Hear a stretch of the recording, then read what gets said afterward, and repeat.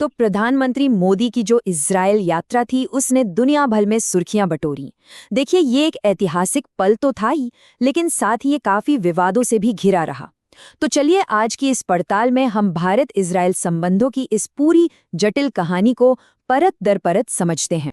जरा सोचिए, प्रधानमंत्री मोदी इजरायली संसद यानी नेसेट पहुंचते हैं और वहां सिर्फ तालियां नहीं बजती, बल्कि मोदी मोदी के नारे गूंजते हैं। अब ये महज कोई औपचारिक स्वागत नहीं था, आप जानते हैं, ये असल में दोनों देशों के बीच एक नए और ज्यादा गहरे होते रिश्ते का एक प्रतीक था। और ये स्वागत सच में ऐतिहासिक था। मतलब आप सोचिए, 70 सालों के डिप्लोमैटिक रिश्तों में प्रधानमंत्री मोदी नेसेट को संबोधित करने वाले पहले, जी हाँ, पहले भारतीय प्रधानमंत्री बने। और ये कोई छोटी बात नहीं थी। ये भारत की विदेश नीति में एक बहुत बड़े बदलाव का संकेत दे रहा था। उन्होंने अपने भाषण की शुरुआत भी की तो दो बहुत ही शक्तिशाली शब्दों से, शालोम, नमस्ते। उन्होंने कहा कि वो 140 करोड़ भारतीयों की तरफ से एक प्राचीन सभ्यता से दूसरी प्राचीन सभ्यता के लिए दोस्ती का पैगाम लाए हैं। तो यहाँ बात सिर्फ राजनीति की नहीं हो रही थी, बल्कि हजारों साल पुराने सांस्कृतिक और ऐतिहासिक जुड़ाव की हो रही थी। तो सवाल ये है कि आखिर ये दोस्ती इतनी गहरी है क्यों? इसे अक्सर एक स्वाभाविक साझेदारी या नेचुरल पार्टनरशिप भी कहा जाता है। चलिए अब जरा समझते हैं कि इस साझेदारी की जड़ें असल में कितनी गहरी हैं।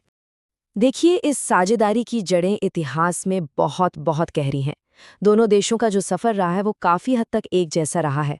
दोनों ने ब्रिटिश शासन से आज़ादी हासिल की और दोनों का जन्म विभाजन और हिंसक संघर्ष के बीच हुआ।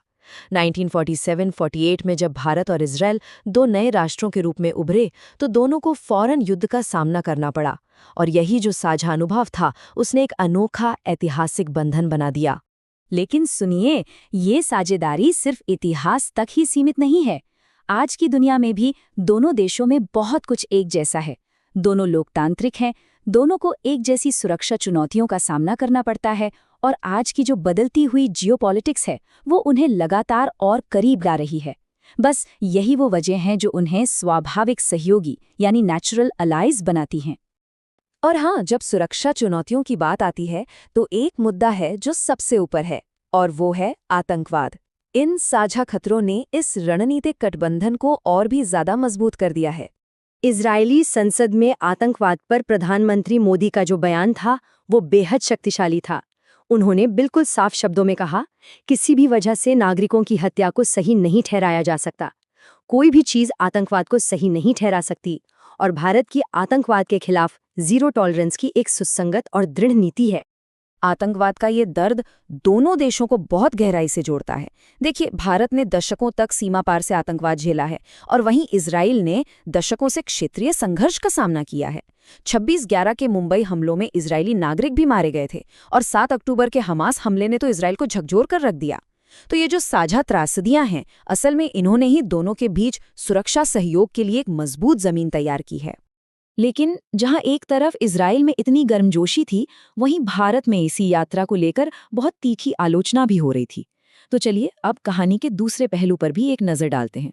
जो मुख्य विपक्षी दल है कांग्रेस, उसकी तरफ से प्रियंका गांधी वाड्रा ने उम्मीद जताई कि प्रधानमंत्री गाजा में मारे गए हजारों निर्दोष पुरुषों, महिलाओं और बच्चों का जिक्र करेंगे और उनके लिए न्याय की मांग भी करेंगे।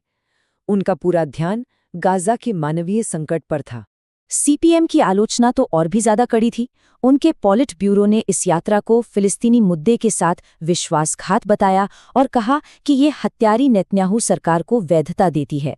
उनका तर्क ये था कि ये यात्रा फिलिस्तीन पर भारत के ऐतिहासिक रुख को कमजोर कर रही है। तो इस राजनीतिक विवाद का जो सार है वो यही है, भारत की जो आधिकारिक नीति है वो आज भी 2 स्टेट सॉल्यूशन यानी 2 राज्य समाधान का समर्थन करती है। मतलब इजराइल के साथ एक स्वतंत्र फिलिस्तीनी राज्य की स्थापना। लेकिन आलोचकों का मानना ये था कि इस यात्रा की जो तस्वीरें थी, जो ऑप्टिक्स थे, उन्होंने फिलिस्तीन के लिए भारत के पारंपरिक समर्थन को कहीं ना कहीं फीका कर दिया है। तो इस तारीफ और आलोचना के बीच इस साझेदारी का असली मतलब क्या निकलता है? असल में ये 21वीं सदी के लिए भारत का एक बहुत ही सोचा समझा रणनीतिक कदम है। और ये साझेदारी सिर्फ बातों तक ही सीमित नहीं है, इसके बड़े ठोस स्तंभ हैं। हम बात कर रहे हैं रक्षा और सुरक्षा में खुफिया जानकारी साझा करने से लेकर टेक्नोलॉजी में एआई और स्पेस तक के सहयोग की। यहाँ तक कि कृषि में 43 उत्कृष्टता केंद्र खोले जा चुके हैं और जल प्रबंधन जैसी जरूरी तकनीकों पर भी काम हो रहा है। तो ये एक बहुत ही व्यापक और मजबूत साझेदारी की नींव है। अब इसका मतलब ये बिल्कुल नहीं है कि भारत अपनी पुरानी नीतियों को छोड़ रहा है, बल्कि ये विदेश नीति में एक बहुत ही महीन संतुलन साधने जैसा है। एक तरफ भारत एक प्रमुख रणनीतिक साझेदार के साथ अपने रिश्ते मजबूत कर रहा है, तो दूसरी तरफ वो इस जटिल क्षेत्र की राजनीति को भी साधने की पूरी कोशिश कर रहा है। ये भारत की विदेश नीति का एक विकास है जो उसके आज के रणनीतिक हितों को पूरा करता है। और इस संतुलन का एक बहुत बड़ा उदाहरण है साल 2018।